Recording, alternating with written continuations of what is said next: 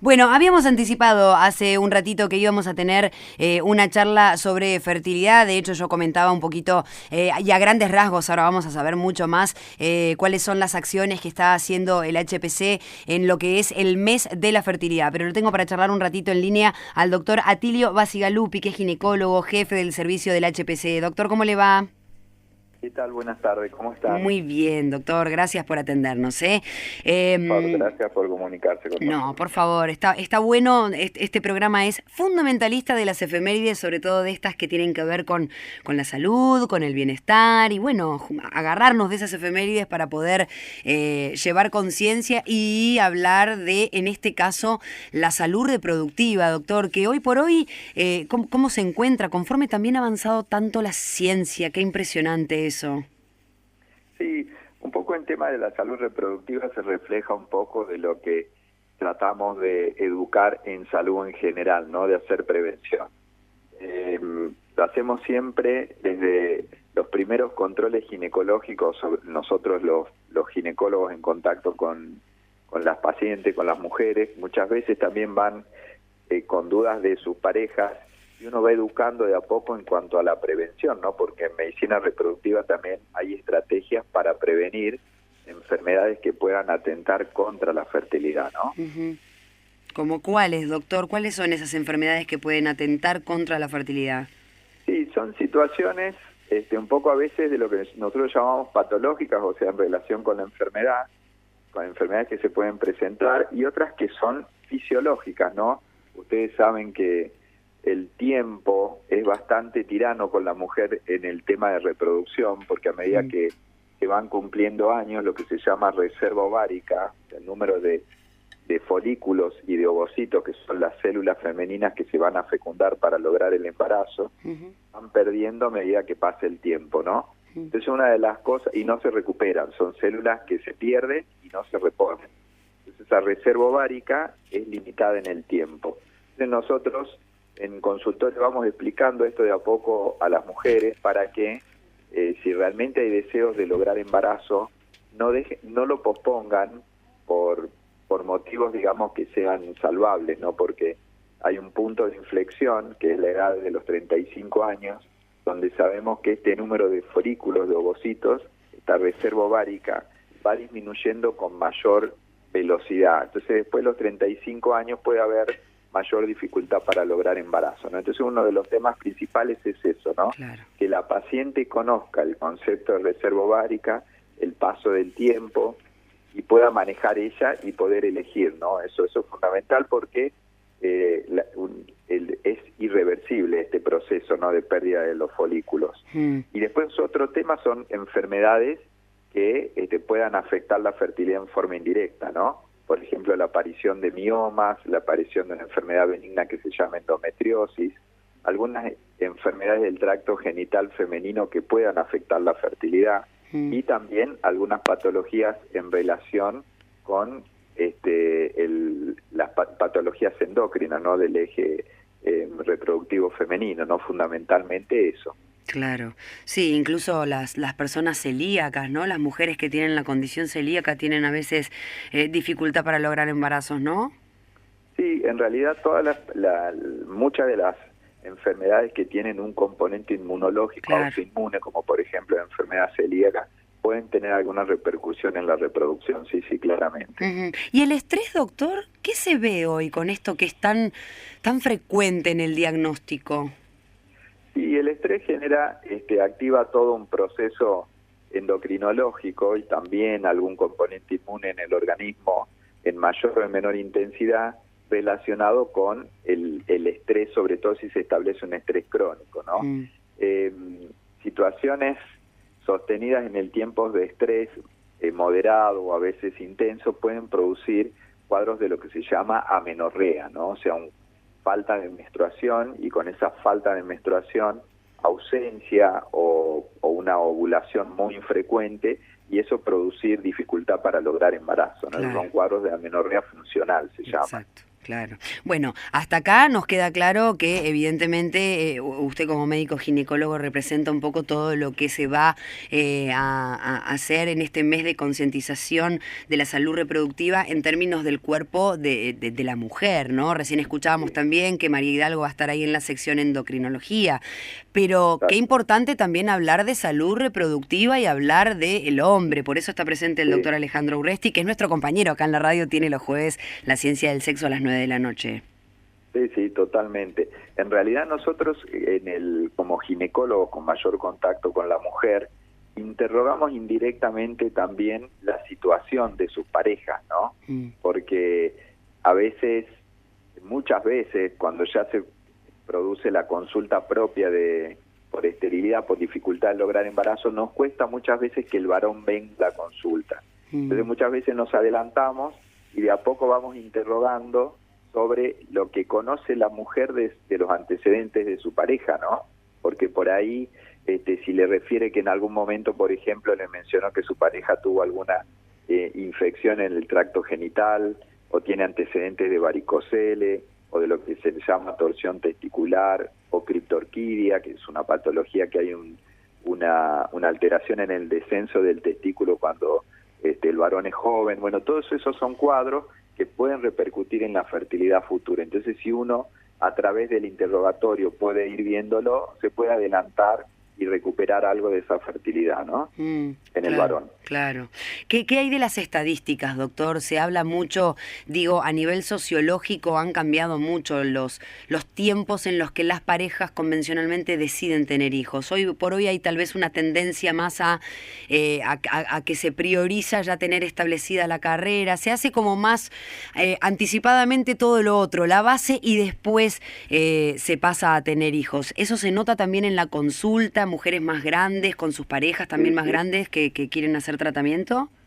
Sí, claramente, ¿no? Si uno compara, por ejemplo, con las estadísticas, yéndonos un poco al extremo, por ejemplo, en la década del 70, la mayoría de las mujeres tenían su primer hijo antes de los 24, 25 años. Claro. Era extremadamente raro.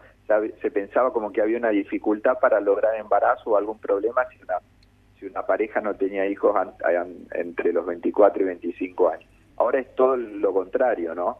Ahora la mayoría de los pacientes, o un gran porcentaje de la población, viene a consultar para buscar su primer embarazo después de los 37, 38 o hasta los 40 años, ¿no? Claro. Entonces, ahí repercute claramente lo que estábamos hablando al principio de la entrevista, que es el tema de la reserva ovárica, ¿no? Que hablábamos de este tema de la biología en la mujer, y aparte, a esa edad, ya también un poco por lógica, por haber transcurrido un tiempo de vida, hay mayor posibilidad de que, aparte de tener menor reserva ovárica, se hayan sumado algunas patologías que con el transcurso de la vida van apareciendo, ¿no? Por ejemplo, los miomas, endometriosis, algún trastorno endocrinológico, o haber padecido alguna infección, como decíamos. Entonces se van sumando cofactores de esterilidad, se llaman, ¿no? Por ahí no un solo factor determinante, sino varios eventos que puedan disminuir la fertilidad, y realmente después la búsqueda espontánea a veces no se logra, y hay que recurrir a las técnicas de reproducción asistida. Bueno, vamos a hacer de cuenta que usted recibe en el consultorio a una paciente con su pareja, una pareja que tiene ganas de tener un hijo y que vienen intentando hace mucho y no lo logran. ¿Cuál es el camino? ¿Por dónde se empieza? ¿Cómo trabaja el equipo del HPC para ir orientando? Porque en principio todavía no sabemos si se trata de algo de la paciente, salvo que obviamente es una paciente suya en este caso y le conozca la historia clínica, ¿no? Pero ¿cómo se empieza? Sí. No, en realidad siempre se empieza desde la primera consulta a estudiar a los dos, a la pareja. Se estudia al varón y a la mujer. No se espera terminar los estudios de la mujer y arrancar con el varón, se hacen en paralelo. En la primera consulta siempre hay dos preguntas que son determinantes. Una, la edad de la mujer, y segundo, el tiempo de búsqueda que llevan de buscar embarazo y no lograrlo, ¿no? En cualquier pareja, si llevan 12 años de búsqueda espontánea y no lo logran, ya entran en protocolo de estudio por esterilidad.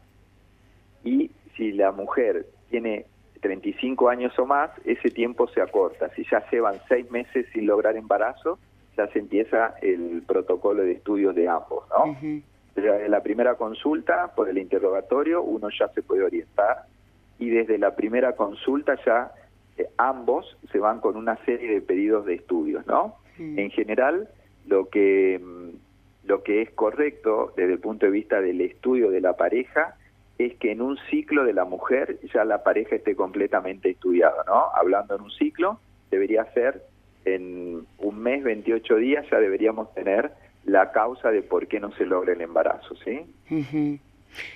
Los estudios incluyen, por supuesto, laboratorios, Claro. ecografías, laboratorios hormonales, por parte del varón espermograma, estudios del cariotipo, estudio genético de los dos. Hasta ahí no estamos hablando de ningún estudio que sea invasivo, doctor, ¿no? No estamos hablando de nada, ¿no?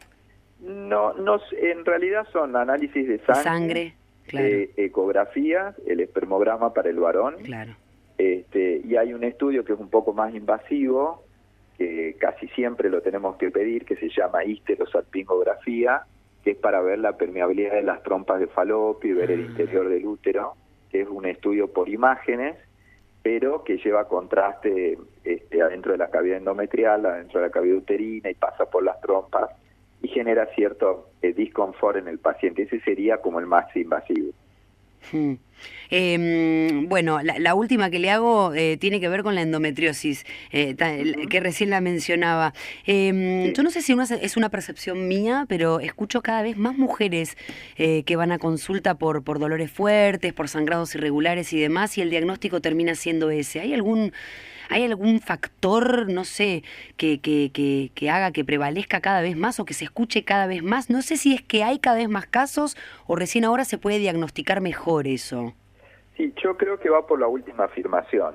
En realidad ahora se la sospecha más, o sea, se está tratando de hacer diagnósticos más temprano porque hay mayor conciencia desde el punto de vista de la paciente para consultar por los síntomas que puedan llegar a ser endometriosis, y también del especialista para buscarlo, ¿no? Entonces, hay como mayor tendencia a hacer diagnóstico precoz de endometriosis, ¿no? O sea que eso sería una ventaja, porque uno al hacer diagnóstico más temprano puede frenar la evolución de la enfermedad o hacer que la evolución sea más lenta y hacer prevención, ¿no? Para dos cosas fundamentalmente, porque la endometriosis afecta mucho lo que es la calidad de vida, porque produce dolor menstrual severo, se llama dismenorrea severa, produce dolor pélvico crónico, o sea, dolor como la menstruación en momentos fuera del ciclo, y también produce, se llama dispareunia profunda, ¿no? Dolor con las relaciones sexuales, y todo eso afecta mucho la vida particular de la paciente, la vida de pareja, incluso la vida laboral, ¿no? Y sí, pero porque aparte genera una disforia tremenda, en la mujer el cambio de humor con todo eso, tremendo. Totalmente. Sí. Entonces, eso por un lado, y después por otro lado, la endometriosis puede afectar la fertilidad, ¿no? Así que bueno, la verdad que si la paciente está mucho más informada, entonces suele consultar antes por estos síntomas y no tomarlo como normal, ¿no?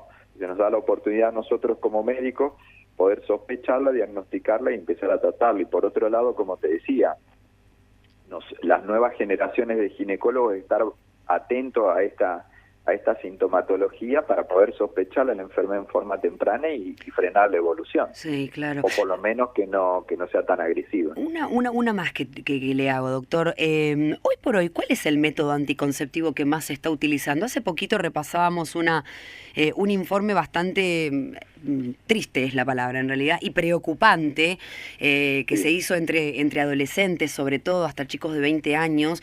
De cada 10 que eran consultados, solamente 2 o 3 decían que usaban el preservativo. Y no solamente estamos hablando de método anticonceptivo, sino acá método de barrera contra un montón de enfermedades infectocontagiosas, ¿no? Pero digo, en términos de, he decidido ya no tener hijos o no tener hijos, ¿cuál es el método anticonceptivo que más se está utilizando hoy? No, en realidad por la disponibilidad y por la fácil administración, si uno tiene que comparar los métodos, el que más se utiliza son los anticonceptivos orales. Ahora, si uno lo analiza por grupo etario y tiene que elegir por ahí en el grupo de adolescentes, donde todavía no tienen la conciencia del uso y la responsabilidad del uso, hay métodos que son a mediano o largo plazo, como son los implantes subdérmicos, ¿no? Donde ahí por ahí la falla en la utilización no va porque lo tienen colocado, y bueno, entonces la falla del método no está supeditada al olvido.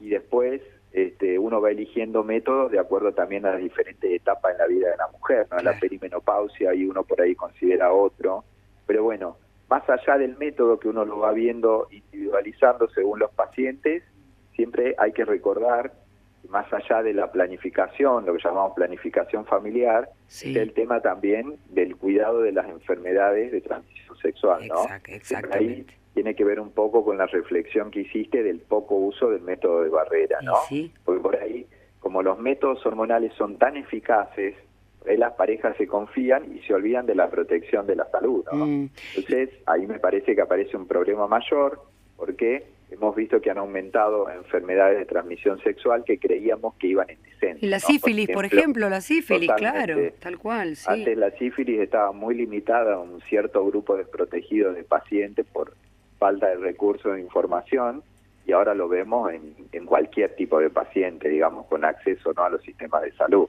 Claro. ¿Y los tratamientos que puede hacer tanto el hombre como la mujer para no tener más hijos? Sí, esos son métodos irreversibles, se llaman, ¿no? Que tiene que ver con lo que se llama el antiguo término de la ligadura tubaria, la vasectomía. Sí, hemos visto comparativamente, porque bueno, la ligadura tubaria está un poco más enraizada en la cultura, entonces era como más solicitada, más accesible también, y últimamente, si uno compara por ahí, capaz que aumentaron más las consultas por vasectomía, claro, en relación a lo que era clásico por consulta de ligadura tubaria, ¿no? Claro. Está esta idea, ¿no?, además instalada de que en una pareja constituida el hombre también decide, pone el cuerpo y no es, sí, pero cero invasiva la vasectomía para el hombre, ¿no? Tal cual. Claro. Sí, y sobre todo también hay que tener en cuenta de quién se va a someter al método, ¿no? Porque a veces la mujer puede tener ya historias de haber tenido cirugías, algunas patologías o alguna comorbilidad que llevarla a quirófano para hacer una ligadura tubaria, claro, es como una agresión. A mí no me lleva. Yo paso, a mí me preguntan y yo, no, gracias, paso. Claro, otra vez no. Hay que ver si la pareja no tiene una situación más favorable en ese sentido, ¿no? Claro, tal cual.